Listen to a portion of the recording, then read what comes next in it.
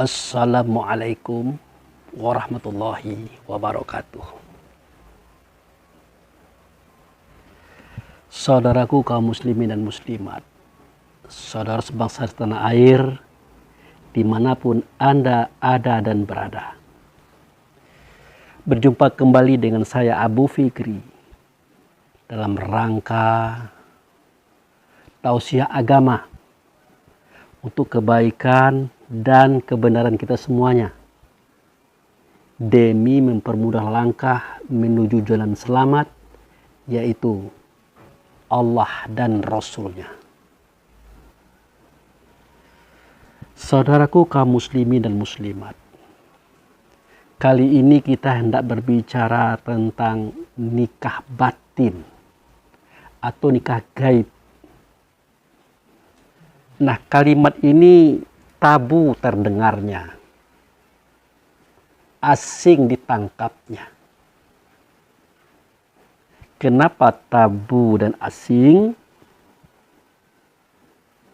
Karena sebagian ulama mengatakan bahwa tidak ada pernikahan itu yang batin. Tidak ada pernikahan itu yang gaib. Semuanya real, zohir. Coba kita lihat di masjid-masjid, di gedung-gedung, dan di rumah-rumah.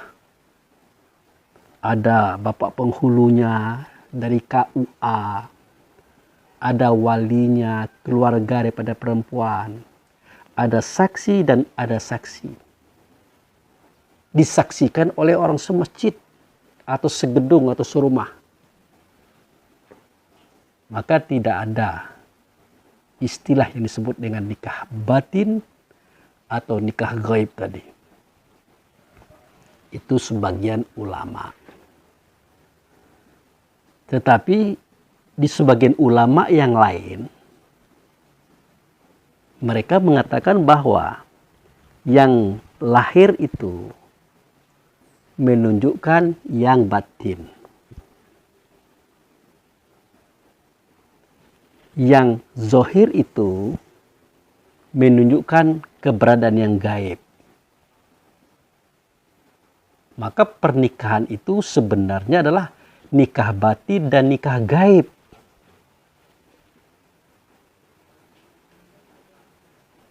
Dan mereka memberikan sebuah analogi ilmiah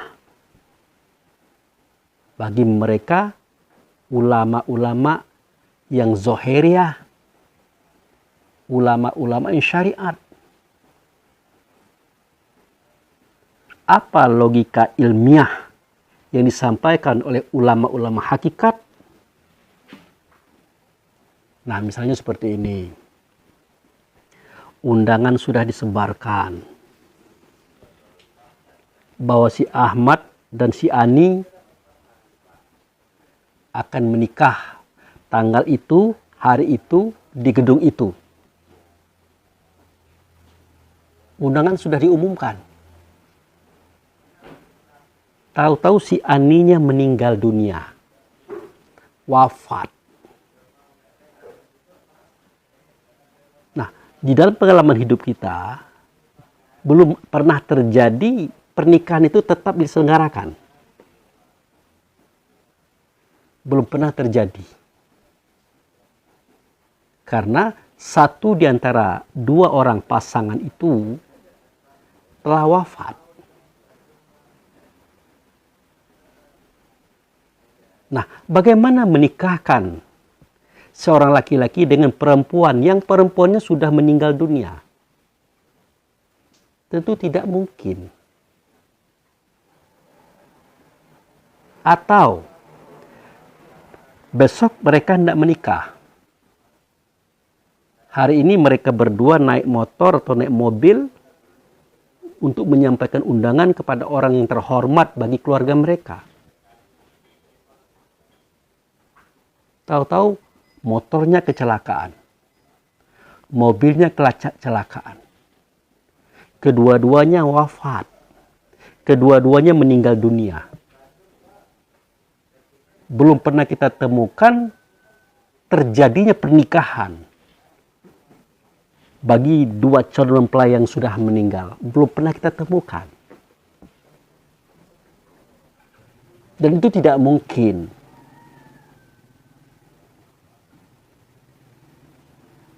Nah, kalau persoalan itu adalah nikah zohir, nikah real, tubuh mereka kan masih ada. Katakan yang perempuan sudah meninggal, yang laki-lakinya masih ada. Tubuhnya kan masih ada itu, tubuh perempuan. Kenapa tidak dilaksanakan saja pernikahan? Kalau itu nikah zohir. Atau mereka meninggal kedua-duanya. Atau wafat kedua-duanya. Tubuhnya kan masih ada. Badannya masih ada, jasadnya masih ada. Kenapa tidak dinikahkan saja? Kalau memang itu adalah nikah zohir, seperti yang dikatakan oleh sebagian ulama. Nah, dari sinilah kita paham. Ternyata yang dinikahkan itu, yang menikahkan itu, yang menjadi saksi itu, disaksikan oleh siapapun itu. Benarlah yang dinikahkan itu yang batin, yang ghaib. Benar. Berdasarkan fakta ilmiah yang ditampilkan oleh kelompok ulama hakikat tadi. Nah, sebatas itu mungkin tidak ada masalah. Tidak ada pertikaian di antara dua kelompok ulama tadi. Baik ulama zohiriyah ataupun ulama batiniyah. Karena fakta dan kenyataannya seperti itu. Namun alangkah baiknya kajian ini kita mulai daripada dasar yang ada pada ajaran agama kita.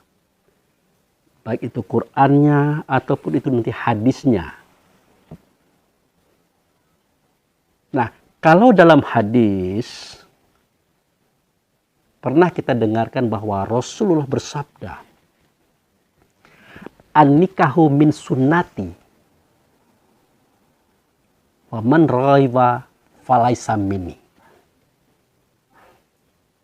Yang nikah itu atau yang menikah itu daripada sunnahku.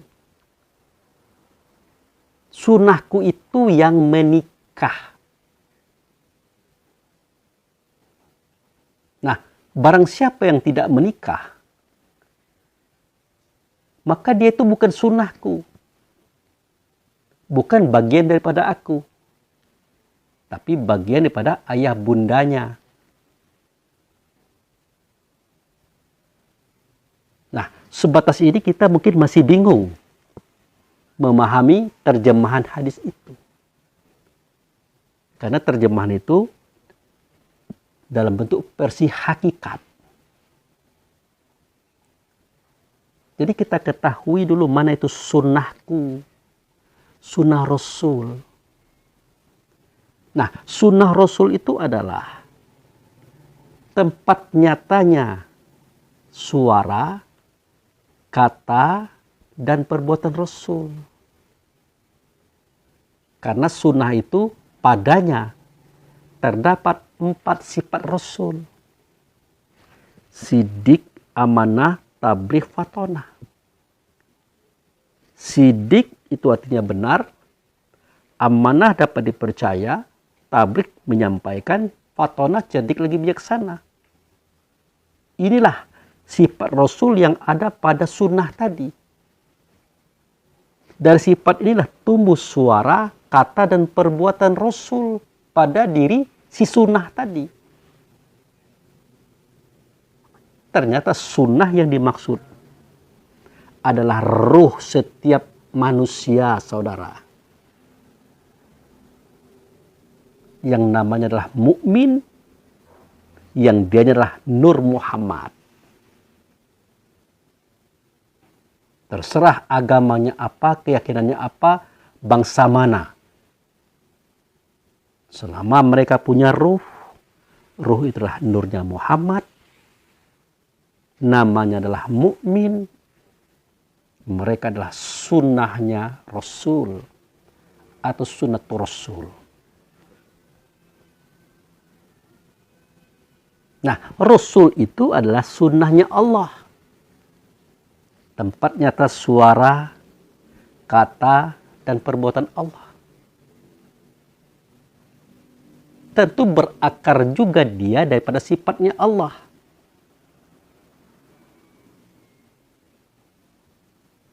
Apa sifatnya Allah yang ada pada Rasul?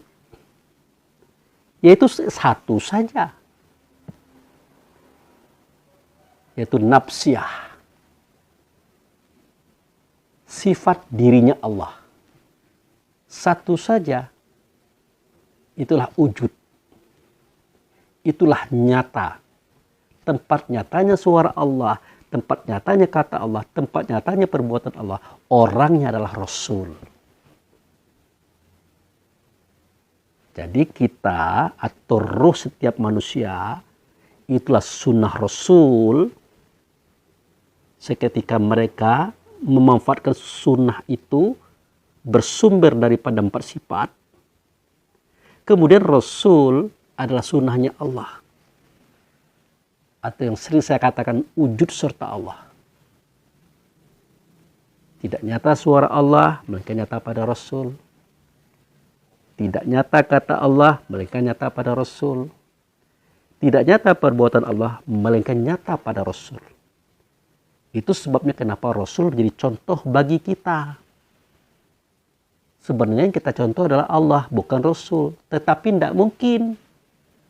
Allah tidak berbentuk, tidak berupa, tidak bersuara, tidak berkata. Tidak berbentuk dan rupa. Tidak sama dengan segala sesuatu. Kemana mau mencari Allah? Kalau bukan pada wujud sertanya. Itulah Rasul. Dialah Muhammad. Rasulullah Sallallahu Alaihi Wasallam. Nah, jelaslah an-nikahu min sunnati itu artinya yang sunnah itu adalah dia, ruh tadi. Yang nikah itu adalah dia sunnahku tadi. Kembali dia adalah ruh kita masing-masing. Maka dinyatakan oleh Rasul, wa man raghiba falaisa minni. Barang siapa yang tidak menikah, nah itu bukan daripada aku.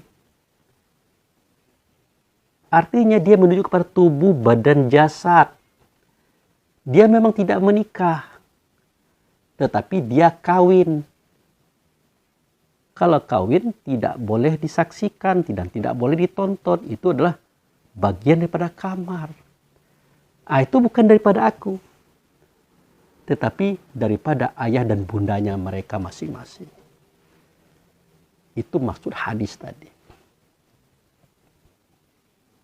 Nah, kalau sudah bercerita tentang zohir atau manusia, itu pasti kita bercerita tentang laki-laki dan perempuan. Sebenarnya laki-laki dan perempuan itu hanya ada pada dunia ini. Semenjak dia punya tubuh. Dari sononya, dari Baitullah Hakikat, semua Nur Muhammad yang disebut dengan mukmin di dalamnya, itu kan satu persatu dibawa ke dunia. Dimasukkan ke dalam rahim ibundanya. Kebenaran, casingnya, tubuh badan jasadnya adalah laki-laki. Maka lahirlah bayi laki-laki. Karena tubuh badan jasadnya, casingnya laki-laki. Dari sananya, dari Baitullah, diturunkan Nur Muhammad yang bernama mukmin tadi ke dunia, ke dalam rahim ibunya, kebenaran. Casingnya, tubuhnya, badannya, jasadnya adalah jasad perempuan. Maka lahirlah bayi perempuan. Jadi laki-laki dan perempuan itu adalah cerita tentang manusia. Tentang zohir. Tentang sesuatu yang tercipta dari air sulbi. Yang dipancarkan oleh ayah bunda. Dalam bentuk cairan. Dari tulang dada dan tulang rusuk. Makanya dipertegas dengan surah At-Tariq yang berbunyi, falyanzuril insanu mimma khuliq khuliqa mimma dafik yakhruju min baini sulbi wa tara'ib. Hendaklah manusia itu memikirkan dari apa asal kejadiannya. Sesungguhnya manusia dijadikan dari air sulbi yang memancar tulang dada dan tulang rusuk. Dia menunjukkan pada air mani, saudara. Dari sanalah tubuh badan jasad atau manusia ini dijadikan oleh Allah dan Rasul. Tetapi kalau kita yang bernama ruh tadi, yang bernama mukmin tadi, yang bernama Nur Muhammad tadi, bukan dari air sulbi. Dia datang daripada Allah yang nyata ia pada Rasul. Dia datang daripada Rasul yang nyata dalam bentuk nur ataupun cahaya. Bernama dia dengan nama Al-Mu'min. Itu. Nah, informasi ini ada pada surat An-Nisa. Surat An-Nisa itu surat nomor 4. Ayat 1. Ini harus kita pahami betul ini. Yang berbunyi, ya ayuhan nasu taqu rabbukum allazi khalaqakum min nafsin wahidati wa khalaqa minha zawjaha wa batsa minhuma rijalan katsira wan nisaa.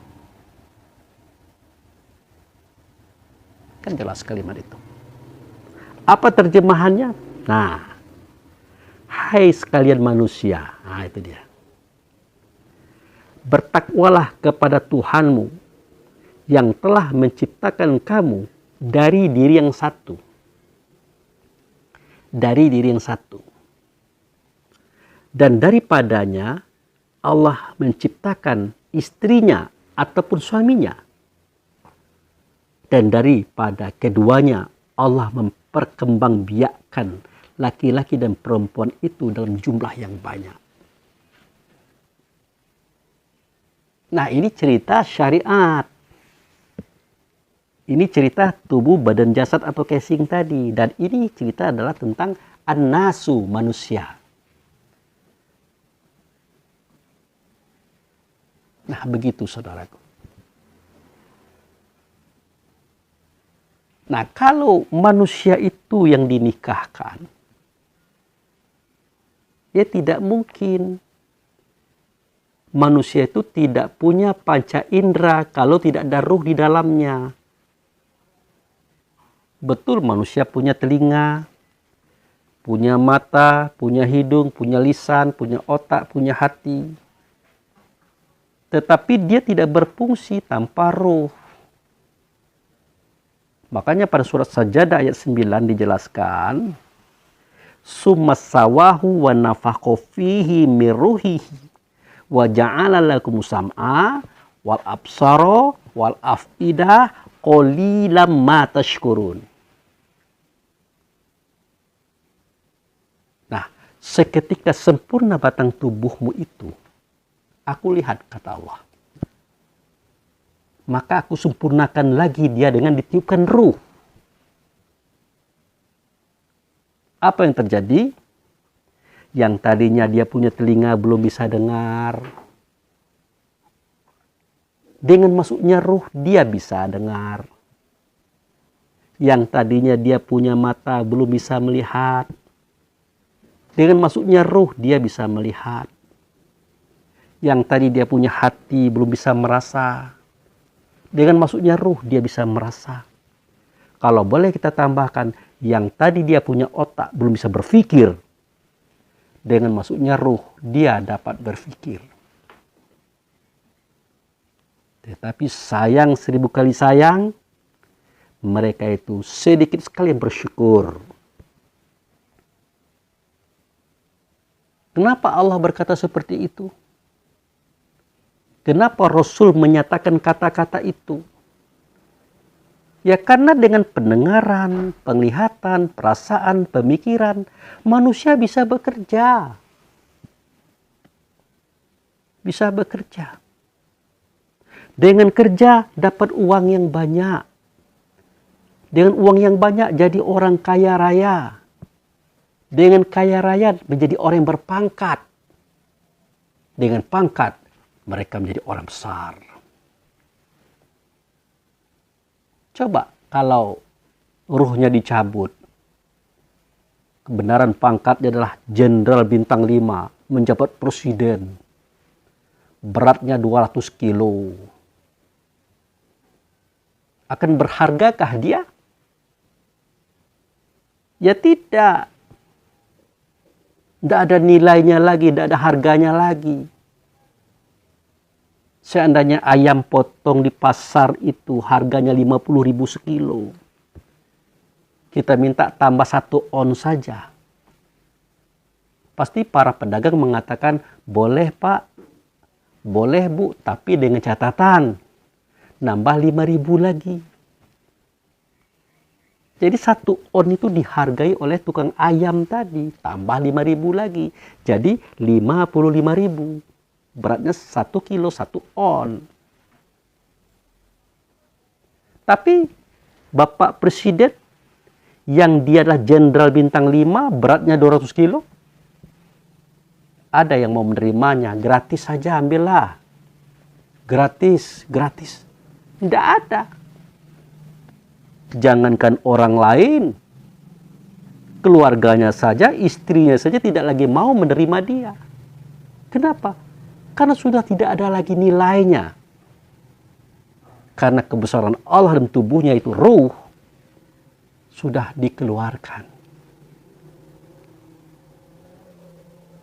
Nah, itu menunjukkan manusia semestinya bersyukur. Setelah menjadi presiden, menjadi menteri, menjadi pejabat daerah, pegawai, pedagang, petani. Itu bisa terjadi karena Allah tiupkan ruh ke dalam tubuhnya. Nah, itu. Begitu juga seketika kita masih remaja dulu. Katakanlah mungkin saya akan melihat calon istri saya dulu. Kenapa saya mencintai dia, mengasihi dia, menyayangi dia, dan mau nikah dengan dia? Apakah karena kecantikannya? Atau sebaliknya?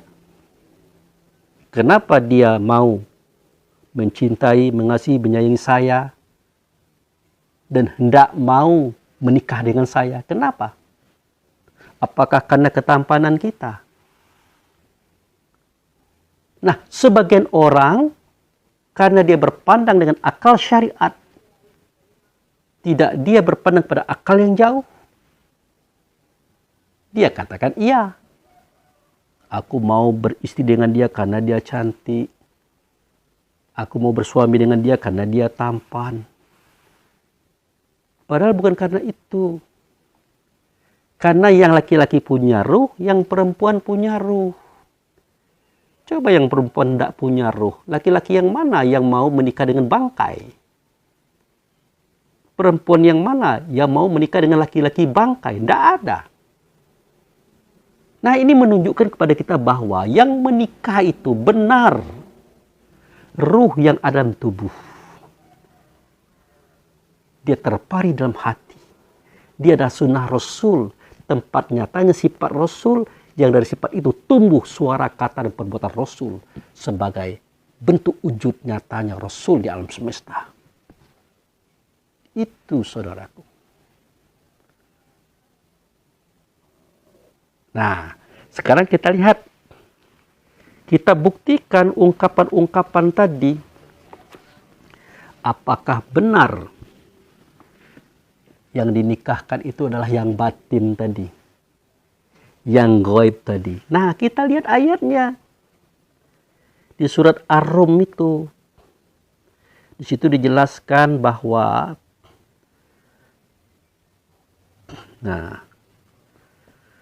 apa bunyinya?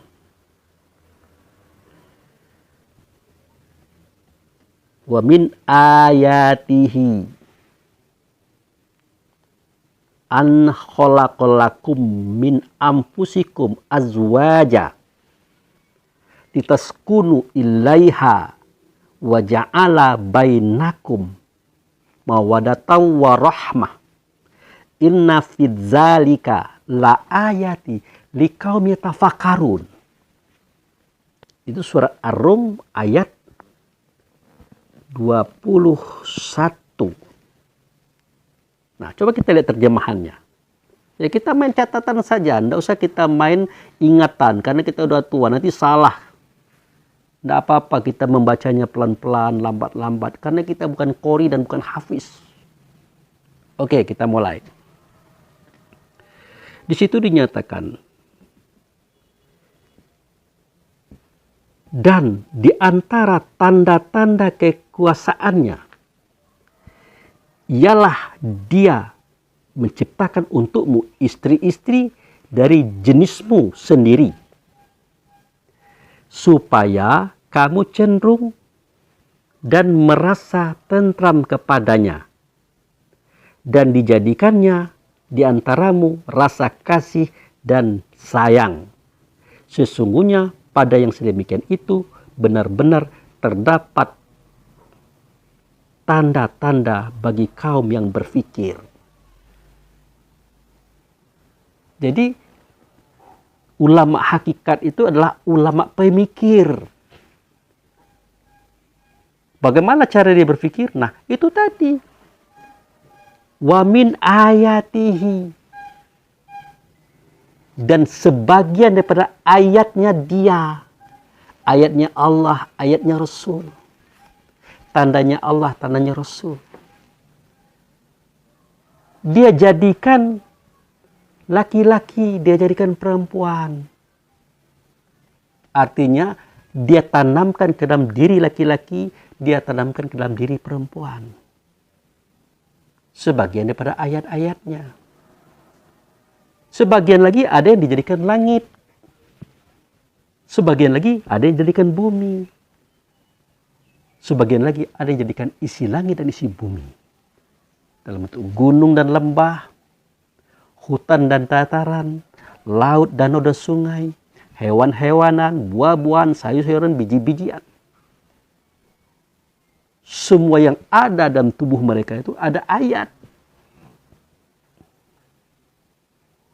Nah, ayat yang dimaksud sini adalah tandanya Allah, tandanya Rasul. Siapa dia? Dia adalah ruh. Ruh.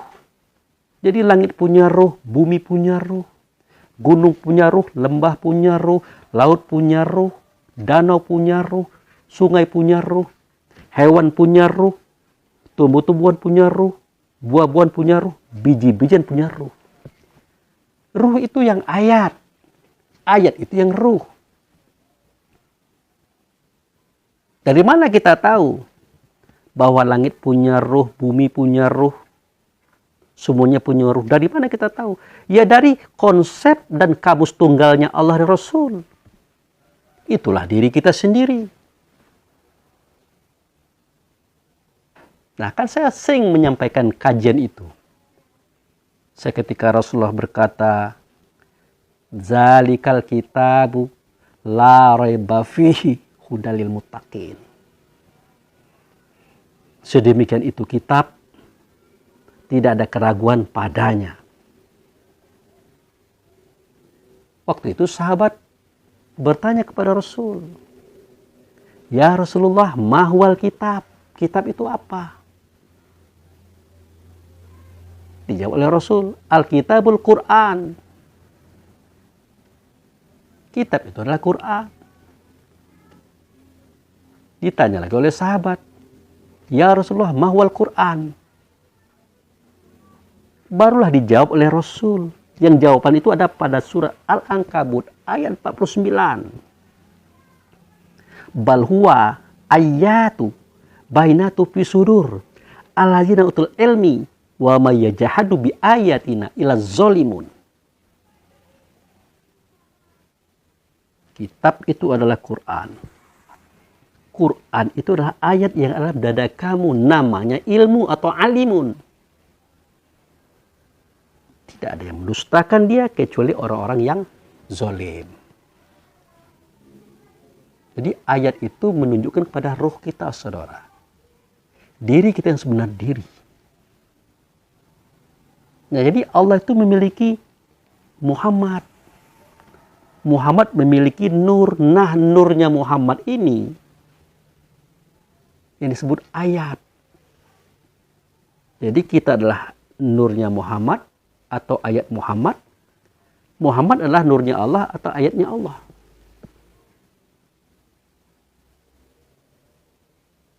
Nah, maka ayat yang banyak itu ada dia di langit, ada di bumi.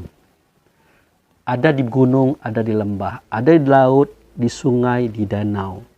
Ada di tumbuh-tumbuhan, hewan, biji-bijian, dan sayur-sayuran. Dan ada juga di dalam diri kita.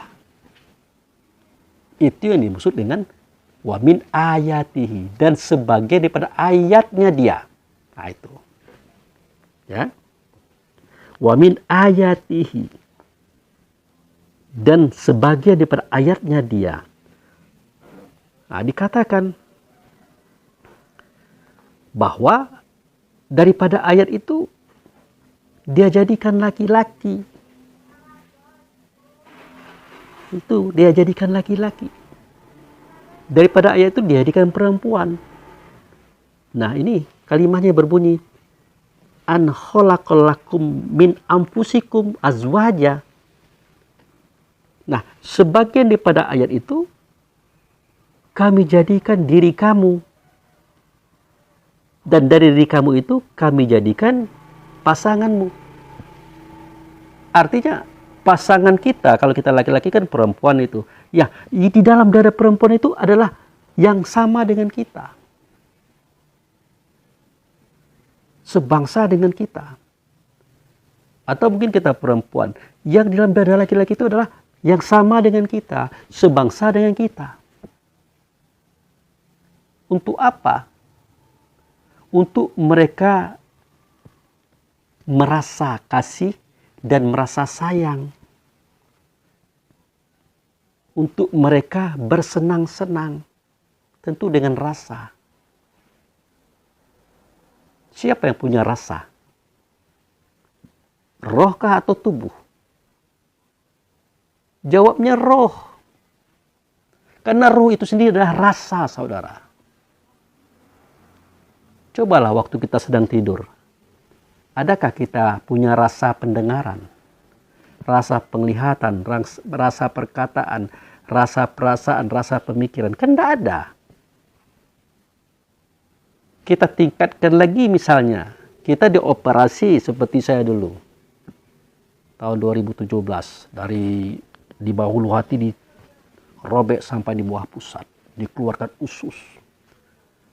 Kemudian disemprot-semprot semua isi perut itu. Dikeluarkan partikel-partikel bekas makanan macam-macam. Lalu dipotong yang pecah tadi ususnya. Ditautkan lagi, dijahit, dirapikan seperti semula. Saya tidak tahu itu. Saya tidak sadar itu. Kenapa? Rasa yang ada pada diri saya waktu itu tidak ada di tubuh. Itu. Kemana dia? Nah itu. Makanya surat Az-Zumar ayat 42 menjelaskan. Apa kata Allah dan Rasul? Allahu yattawafal hamfusa hainu mautiha. Walati lam tamutu fi manamiha. Wa yumsik qada ilal maut. Wa yursilu illa ajali musama. Inna fi zalika la ayati liqaum yatafakkarun. Allah yang menggenggam roh orang yang sudah mati.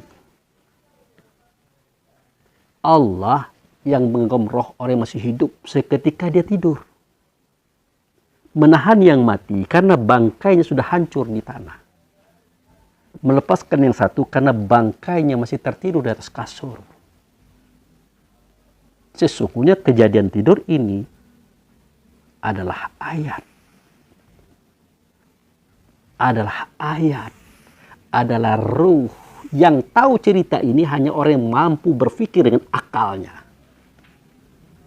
Itulah kelompok golongan hakikat yang semestinya mereka tidak bisa kita remehkan. Walaupun dia tidak bersekolah, tidak bisa dia membaca kitab Quran itu dengan baik dan benar. Karena dia bukan qori, karena dia bukan hafiz. Tetapi dia paham dengan makna yang ada pada tulisan itu. Akan kelar semua urusan. Akan jelas persoalan agama pada mereka. Begitu saudara. Jadi jelas dinikahkan ruh laki-laki dengan ruh perempuan.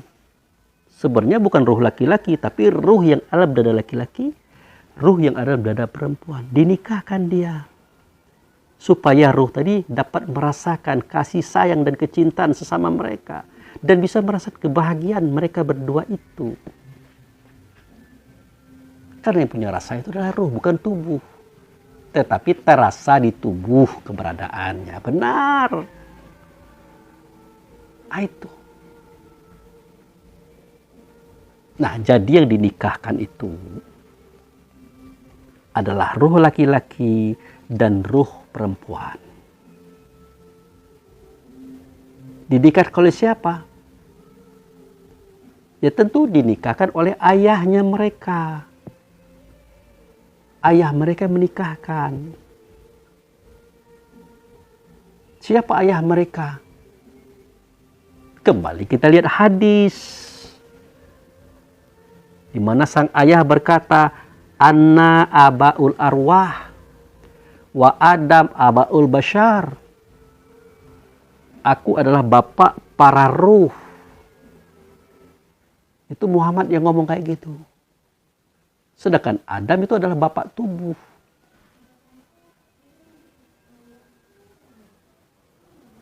Dikunci oleh Allah.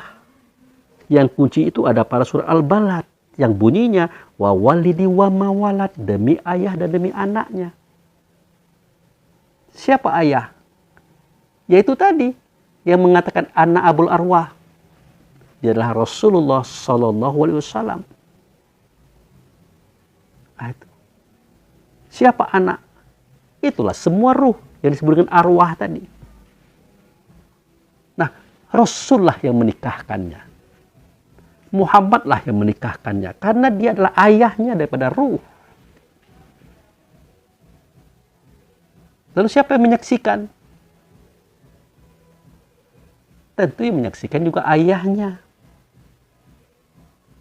Muhammad tadi menyaksikan. Kalau Muhammad menyaksikan, berarti Allah menyaksikan. Makanya perlu diketahui tempat kita menikahkan itu. Perlu diketahui. Nah, ungkapan ini ada pada surah At-Tin. Di situ dikatakan bahwa watini wa zaituni wa turisini wa hazal baladil amin. Demi buah tin.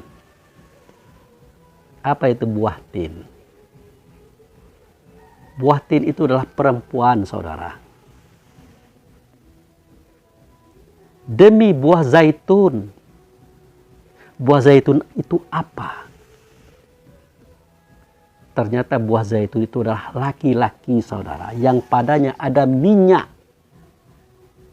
yang diperas oleh buah tin seketika mereka dipadukan dalam satu kesatuan yang disebut dengan persenggamaan atau persetubuhan.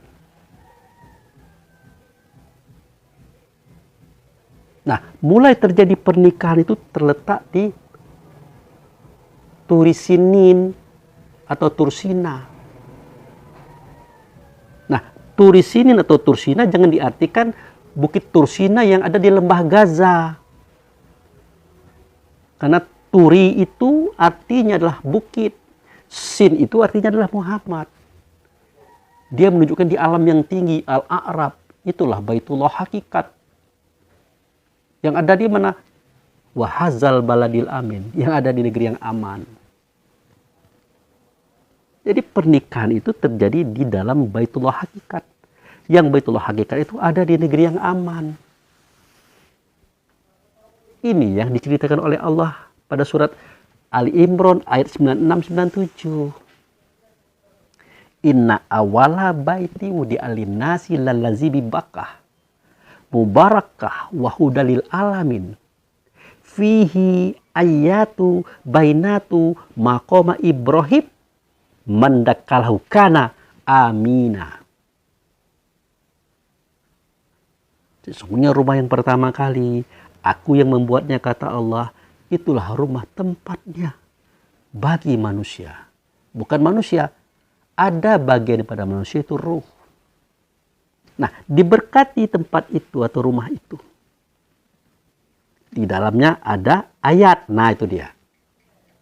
Ayat yang saya katakan tadi, ruh maksudnya. Di antaranya adalah maqam Ibrahim. Mandakalahu kana amina. Siapa yang masuk ke dalam rumah itu maka amanlah dia, sentausalah dia. Kenapa? Rumah itulah rumah yang aman. Dia juga berada pada baladil amin atau negeri yang aman. Itulah negerinya. Ini secara hakikat. Namun secara syariatnya adalah dipermudah agama ini. Negeri Bakkah dijadikan Mekah di muka bumi. Baitullah dijadikan Ka'bah sebagai tandanya di muka bumi. Di Baitullah ada maqam Ibrahim. Di muka bumi juga ada maqam Ibrahim sebagai tanda Baitullah. Nah, dalam hal apa saja, perbuatan apa saja, hendaklah kita melakukannya di situ. Makanya dimulai daripada kata falyabudu rabb hadzal bait. Kau sembah Tuhan di rumah ini atau kau sembah Tuhan rumah ini. Selanjutnya fatakhizu mim maqama Ibrahimus shalah. Nah, kamu ambillah sebagian maqam Ibrahim. Karena di depan Ka'bah ada maqam Ibrahim. Ya, Baitullah itu tandanya lah Ka'bah. Ka'bah itu tandanya maqam Ibrahim. Nah, kalau mau sholat, mau berhubungan dengan Allah dan Rasul, maka ambillah sebagian maqam Ibrahim. Boleh dari sini, boleh dari sono, dari kanan dan dari kiri. Nah, disitulah kita lakukan. Di situ kita lakukan. Sholat itu adalah induk daripada semua perbuatan saudara. Apapun kebaikan Anda daripada perbuatan Anda, dinilai oleh Allah melalui sholat. Karena sholat itu adalah induk daripada perbuatan. Inna awala yuhasibu min amali bani Adam as-sholah. Sesungguhnya yang pertama kali dihisab oleh Allah di hari kiamat nanti, di hari akhir nanti, ya sholatnya itu. Kalau bagus sholatnya, baguslah semua amalnya. Buruk sholatnya, buruklah semua amalnya. Tidak ada sholatnya, maka tidak ada amalnya. Tidak ada fasilitasnya, tidak ada pahalanya. Walaupun dia orang baik, orang benar, banyak bersedekah, banyak menolong. Tapi karena dia tidak sholat, maka pupuslah semua kebaikannya. Hilanglah semua fasilitas hidupnya di akhirat nanti. Nah, sholat itulah induk daripada amalan, termasuk pernikahan. Dan yang dinikahkan tadi. Nah, kalau kita sholat ke sana itu dengan ingatan dan perasaan, yaitu kesadaran kita, menikah juga, ya dengan ingatan dan perasaan serta kesadaran. Makanya, mempelai laki-laki, di dalamnya ada ruh. Mempelai perempuan, di dalamnya ada ruh. Harus memiliki pengetahuan ini. Seketika akad nikah mau diangkat, sumpah ritual mau dibawa, mau dinyatakan, yang laki-laki, yang dalamnya ada ruh, yang perempuan, yang dalamnya ada ruh, dipersiapkan ingatan, perasaan, dan kesadarannya, dibawa ke tempat itu. Ke tempat pertemuan dengan Tuhan. yang nyata adalah Muhammad. Begitu juga KUA-nya, penghulunya harus tahu ini. Karena dia yang memimpin, yang membawa semua ruh yang ada pada laki-laki mempelai laki-laki, yang ada dalam dada perempuan mempelai perempuan. Jadi KUA-nya, penghulunya harus lebih tahu masalah ini. Begitu juga ayah sang perempuan sebagai wali. Dia harus tahu masalah ini. Begitu juga para saksi yang pertama, yaitu saksi laki-laki, ataupun saksi yang kedua, itu saksi perempuan. Dia harus tahu masalah ini. Karena processing itu pada hakikatnya dibawa ke Baitullah Hakikat.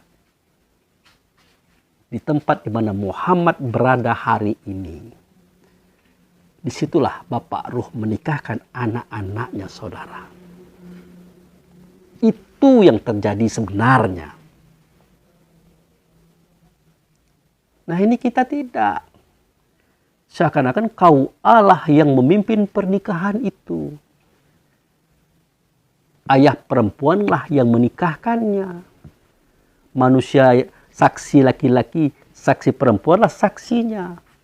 Ditonton oleh orang banyak. Dikira itu adalah sebuah pernikahan. Jawabnya apakah itu bukan pernikahan? Jawabnya itu pernikahan. Selama mereka tahu hakikat nikah itu sendiri. Yaitu nikah batin atau nikah ghaib. Yang hari ini kita bahas persoalannya. Itu saudaraku. Nah, kalau ruh laki-laki dengan ruh perempuan dinikahkan oleh Muhammad sebagai ayahandanya di tempat yang tinggi, Baitullah, negeri yang aman, maka hasilnya akan baik, tatanya akan benar, prinsip hidupnya akan jelas, menuju kepada keselamatan. Kalau begitu cara pernikahannya. Kalau tidak begitu Pak Abu Fikri, pernikahannya bagaimana? Nah, itu dia. Itu kita akan bermasalah dengan surat An-Nur. Surat An-Nur ayat 3. Ini menyedihkan. Menyedihkan ini. Nah, kita baca dulu surat An-Nur ayat 3 ini. Ya. Surat An-Nur itu adalah surat yang nomor 24. Di ayat 3. Jadi di situ dikatakan apa bunyinya? Az-zanni la yankihu illa zanniyatah au musyrikatah. Sudah? Wazanniyatah la yankihuha illa zani au musyrikah. Nah, itu. Wa hurima dzalika alal mu'minina. Nah, jadi kita baca dulu ayat ini. Artinya, kalau kita mempunyai pemikiran, perasaan, keyakinan, yang dinikahkan itulah tubuh badan jasad laki-laki dengan tubuh badan jasad yang perempuan. Artinya kita keliru, saudara. Justru yang kita nikahkan itu adalah yang kawin. Yang tidak boleh ditonton, tidak boleh disaksikan dia. Itu persoalan kamar. Di mana kekeliruannya? Kita lupa menikahkan yang batin tadi. Yang ia ada dalam dada laki-laki, yang ia ada dalam dada perempuan. Kita lupa menikahkan itu. Akhirnya apa yang terjadi? Dia tidak menikah.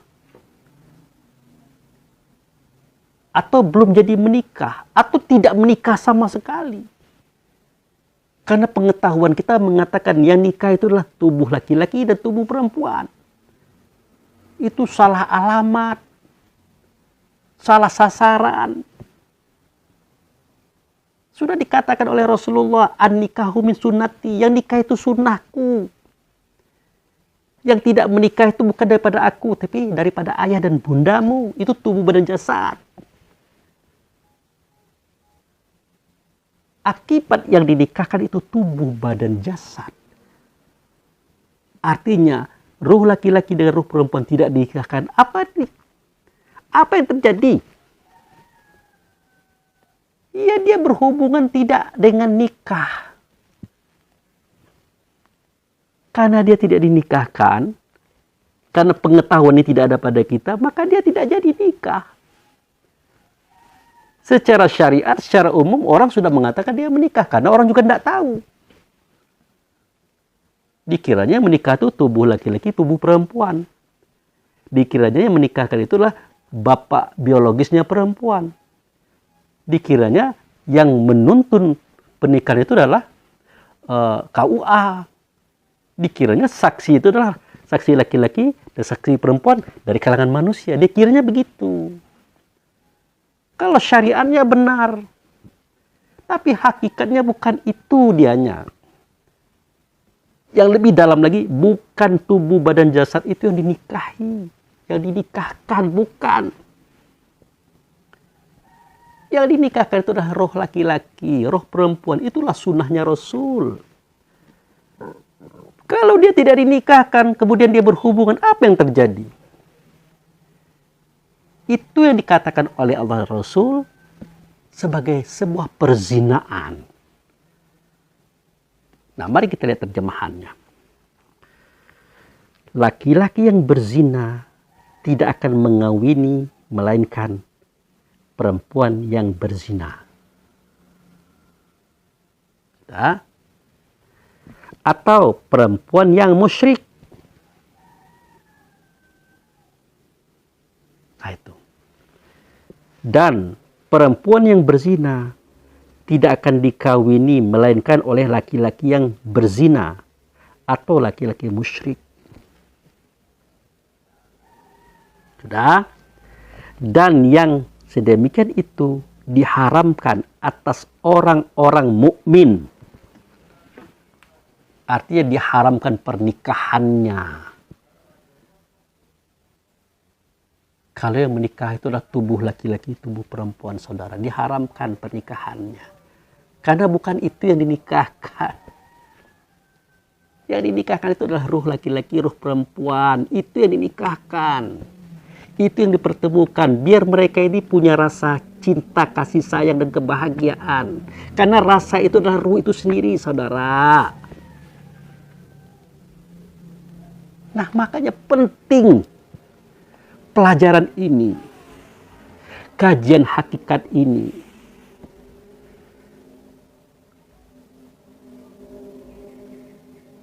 Maka saya teringat dahulu sewaktu saya hendak mengadakan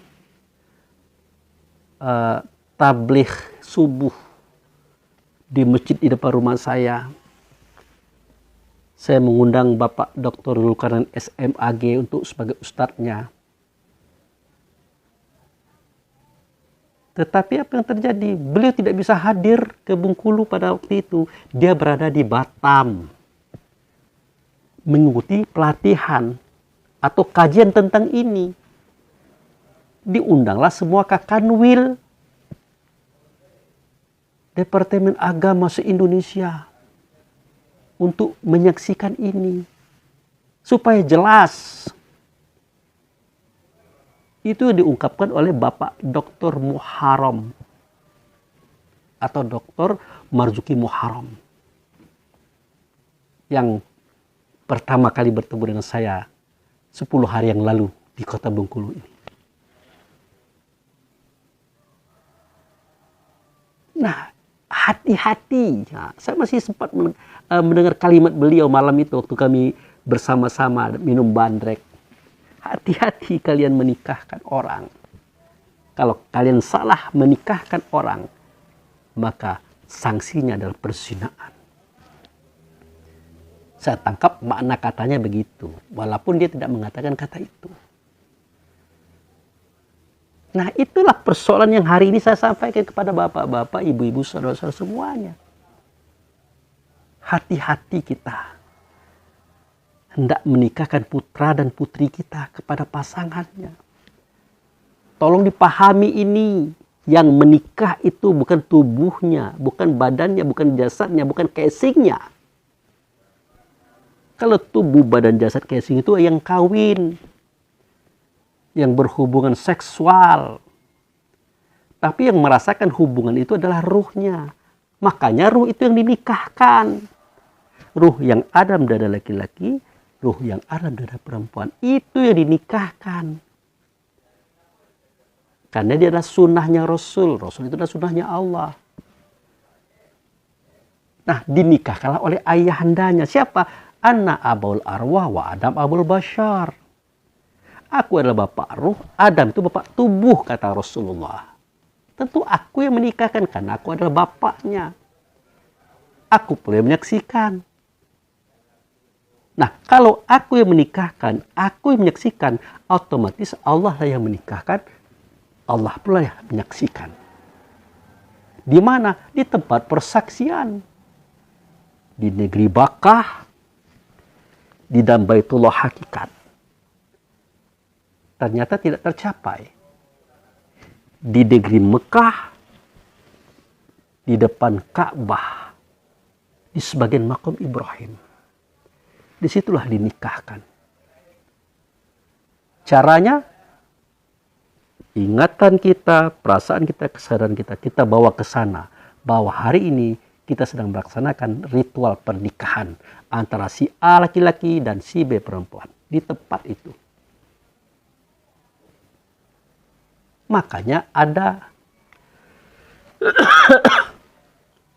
pada firman Allah dan Rasul di surah Al-Baqarah yang bunyinya waqad zalika ja'alnakum ummatu wasato litakunu syuhada'a 'alan nas wa yakuna rasul 'alaikum syahida wa ma ja'alna qiblatan kunta 'alaiha illa lama maya tabi rasul mimma yanqalib 'ala aqibai. Sedemikian itu kami jadikan kamu. Nah, siapa itu kami? Tentu Allah dan Rasul. Siapa itu kamu? Tentu ruh tadi. Kalau di tempat itu. Di situ kamu menyaksikan manusia. Manusia yang mana? Bukan manusia lain. Manusia dirimu. Dan di situ kamu disaksikan Rasul. Nah, karena kamu disaksikan Rasul, makanya kamu bisa menyaksikan manusia dirimu. Dan bisa juga menyaksikan manusia lain. Begitu, saudara. Nah, dikatakan pada ayat itu, wa ma ja'alna qiblatan allati kunta 'alaiha illa. Tidaklah aku jadikan atau tidaklah kami jadikan sistem perkiblatan seperti ini illa kecuali lina lama. Untuk kami ketahui. Ingat kalimatnya kami di sini. Lina lama. Mayyatabi'u rasul mimma yanqalib ala aqibai. Siapa yang mengikut Rasul? Dan siapa yang berpaling daripadanya? Yang berkiblat ke sini dalam semua perbuatan dari syahadat, sholat, zakat, haji, puasa, termasuk nikah tadi. Di situ. Supaya apa? Disaksikan oleh Allah dan Rasul di tempat itu. Nah, kalau tidak di tempat itu apa boleh buat? Allah tidak menyaksikan, Rasul tidak menyaksikan. Allah tidak menikahkan, Rasul tidak menikahkan. Lalu bagaimanakah nasib ruh yang ada pada laki-laki, yang ada pada perempuan, seketika dia tidak dinikahkan oleh ayahnya sebagai wali, yaitu Muhammad tadi. Tidak disaksikan oleh ayahnya sebagai penyaksi. Apa yang terjadi? Ah, itulah kalimatnya. Mereka dianggap berzina karena mereka belum menikah, tapi mereka telah berhubungan seksual. Kenapa ini bisa terjadi? Karena KUA-nya, penghulunya tidak punya pengetahuan ini. Karena calon kedua mempelai tidak mempunyai pengetahuan ini. Karena ayah biologisnya perempuan tidak mengetahui pengetahuan ini. Karena saksi laki-laki dan saksi perempuan tidak mengetahui pengetahuan ini. Masalah orang lain dia tahu atau tidak ada masalah. Tetapi yang penting, yang dinikahkan laki-laki dan perempuan ini, ruhnya, yang menikahkan adalah Muhammad, diwakilkan kepada ayah biologisnya. Di tempat persaksian tadi yang saya katakan, di Bukit Tursina, Tur itu bukit, Sin itu Muhammad, saudara. Nah itu, di mana itu? Di tempat yang tinggi, Al-A'raf. Di mana itu? Di negeri Baka, yang dalamnya ada Baitullah Hakikat. Di situ terjadinya. Oleh karena itu tidak mungkin, maka dimudahkanlah agama ini. Negeri Baka dijadikan Mekah di muka bumi. Baitullah dijadikan Ka'bah sebagai tandanya di muka bumi. Di sana ada makam Ibrahim, di sini juga ada makam Ibrahim. Fattakhizu min maqama Ibrahim shalah.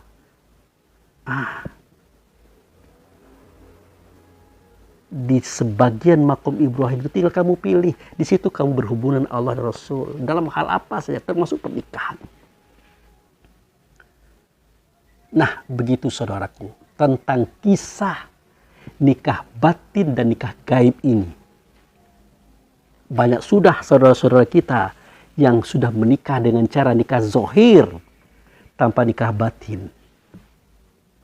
Mereka minta kita menikahkan ulang. Kita laksanakan, saudara. Demi untuk menyelesaikan persoalan itu. Bagaimana Pak Abu Fikri? Sekarang kami sudah dapat ilmunya, pengetahuannya. Tapi kami tidak mengulang, tidak memulainya. Sebaiknya diulang saja. Dimulai saja.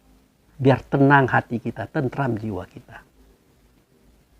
Karena processing waktu itu jelas bukan di Baitullah, bukan oleh ayahanda yang mulia yaitu Rasulullah SAW. Begitu juga bukan beliau yang menyaksikan. Tetapi dua orang manusia sebagai saksi laki-laki dan sebagai saksi perempuan. Dan dinikahkan pula oleh ayah biologis perempuan, bukan oleh Muhammad. Jadi tidak apa-apa diulang, saudara. Oke, terima kasih. Ini pagi hari, tidak malam. Ditunggu oleh kegiatan yang lain. Semoga ini bermanfaat, ya, berguna bagi kita yang mau berpikir dan mencari keselamatan dunia dan akhirat untuk anak istri generasi kita ke depannya. Oke, demikian. Lebih dan kurang saya mohon maaf. Wabila taufiq wal hidayah. Assalamualaikum warahmatullahi wabarakatuh.